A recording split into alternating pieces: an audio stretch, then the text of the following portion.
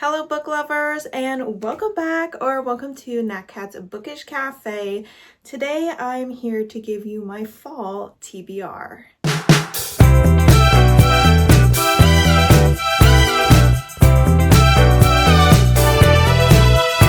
I can't believe it's time to make another seasonal TBR. In fact, I did not have this scheduled for this month until I saw someone else doing one and I was like, oh my gosh, yes, it's time to do another seasonal TBR, specifically the best season of the year. And that is going to be the season of fall, also known as spooky season. This is the favorite season of many book readers and I am no exception to that. That being said, I always really struggle to come up with a TBR that covers September, October, and November because there are so many books that I want to be reading and I only put 6 books on my TBR. Obviously, these are not the only 6 books that I am going to be reading or even prioritizing over these next 3 months. However, I felt like I had so many books this year that I just really wanted to get to during this time of year that I felt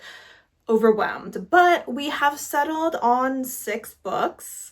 3 of them I picked relatively quickly. I was like, yes, I know I want to prioritize these. And then the other 3 I could probably interchange with a few other books, but these are the ones that I went ahead and decided on. So without further ado, let me go ahead and jump into the 3 that I'm certain about, and then let's talk about the 3 that I had to kind of hem and haw about a little bit. Up first, our chunkiest book on this list, we have Our Share of Night by Marina Enriquez. This is, I believe, a cultish book. I haven't looked too deep into the synopsis because I want to go into it relatively blind. I feel like nowadays the less I know about the books going into them, the better. And this seems to follow a father and son whose wife/mother has passed away, and they are trying to discover that there were some weird things about her family and they may potentially be kind of drawn into those weird things. So I have heard primarily good things about this book. I am trying to read more Hispanic authors. It's something that I've been struggling with, so I made sure to put at least 1, and in fact I have 2 books by Hispanic authors on this list so that I have a better chance of achieving my goal of reading 10 books by Hispanic authors this month. This book, is it over 500 pages? Yes, this book is over 500 pages. I do have another book of reading 10 books that are over 500 pages. Will I be accomplishing that goal? I'm not so certain about that, but at least this book will get me 1 closer and I will see if it is worth the hype. I do also believe that this is translated. Yes, it says translated by Megan McDowell. So reading translated books is another goal of mine. So this is checking off a lot of boxes for me. Second book on this list is going to be Sisters of the Lost Nation, and that is by Nick Medina. This is by an Indigenous author. This is another goal of mine to read more books by Indigenous authors. I so far have only read 2 books by Indigenous authors and I always set a goal to read 5. And for the last 2 years, I have not accomplished that goal and I am dedicated to actually accomplishing it this year. I have been told that this book is more thriller leaning than horror, but it seems to be dealing with the topic of missing women, specifically missing Indigenous women. This is a huge problem in the US. Where I live here in Washington, I know that a lot of Native women go missing, so it's definitely an important topic to read about, and I've heard good things about this, so I'm interested to see how the author handles this topic. The Resurrectionist by A. Ray Dunlap is the final book that I knew for sure I wanted to read. This was one of the first books I got from Aardvark, or am I hallucinating? I don't remember. But this was definitely a book that I instantly was intrigued by when I heard the synopsis. This has a lot of things going on in it that often work for me. It has a historical setting, but is also dealing with a mystery aspect. Usually historical settings are not really my thing. However, if there's like a mystery aspect, especially one that deals with kind of like the medical world or the world of cadaver collecting, those things tend to work for me a lot better. I've had success with them with like Veronica Speedwell, as well as Stalking Jack the Ripper. And in this book, we are following a man who wants to become a surgeon. However, in order to do that, you need access to cadavers, and they're kind of hard to come by. However, one day he comes across another man who is able to provide him with these cadavers. Unbeknownst to him, these cadavers are not obtained legally, and this guy is actually a bit of a body snatcher. And I guess he's been snatching bodies from someone else's territory, and they're not too happy about that. And so our young hopeful surgeon and our body snatcher find themselves in a little bit of trouble.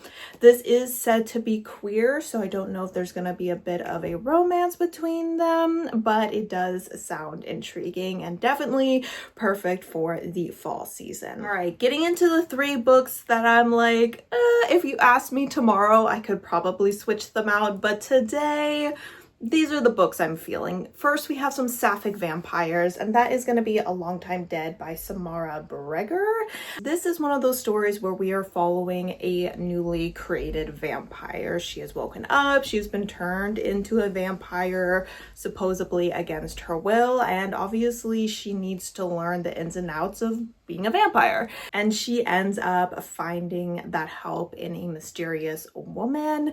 And as the two of them spend more time together, obviously some feelings develop. It says, together and apart, they encounter scores of vampires, shifty pirates, conniving opera singers, ancient nobles, glamorous French women, and a found family that throws a very particular sort of party. But all around, threat looms. One woman capable of destroying everything Poppy and Rosin hold dear. So it looks like there's someone, maybe an ex, who is not too happy to see these two together. Up next, I have a short story collection, and that is going to be Your Body Is Not Your Body. This is written by multiple different trans authors. I believe these all are more within the horror genre. The back makes it sound like these stories are gonna be maybe weirder than anything I have ever read before. It says there is a centaur seeking illicit surgery in an alien bodily modification club. We have 2 medieval monks who are reacting to their transformation and demonic pregnancy in very different ways. We have a resourceful trans teen who's destroying sports bigots through the power of pluckiness and abundant body horror. A stellar cathedral crosses galaxy to dump the corpse of God into a star before the mission devolves into a panoply, that's always a word I stumble over, of psychedelic orgies. And a doxed teen falls victim to violent assault and dishes out some harrowing retribution of their own. So weird concepts, body horror, trans representation, queer vibes. I'm here for it. This is a book that I picked up at a little indie bookstore in Portland, and I'm excited to check it out because it's not one I have ever heard anyone talking about. Beholder by Ryan LaSala is the final book on this list. This is the one I waffled about the most, but this is one I have been eyeballing for a few months, and it does seem to have some spookier vibes, so I figured fall would be a good time to check it out. I do believe that this is a young adult. Ryan LaSala is someone that I have read. I read their book, The Honeys, and I really enjoyed that. This seems to deal with someone who goes to a party and all of a sudden they find themselves pushed into a bathroom by someone and they say, do not come out of this bathroom. no matter what you hear. And then the screaming starts. And once they leave the bathroom, they find that everyone at this party except for them has been murdered. It also seems to have something to do with like mirrors. So there's something in the mirror, something traveling through the mirrors. It's got weird vibes.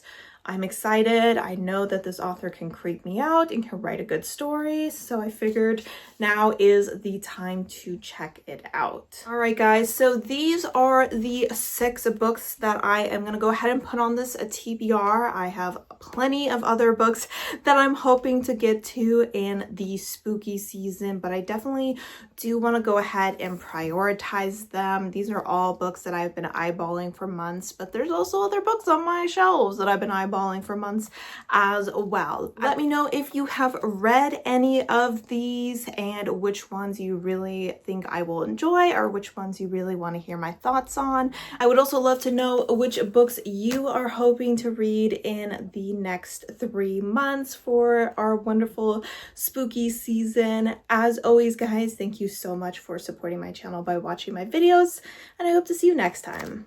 Bye!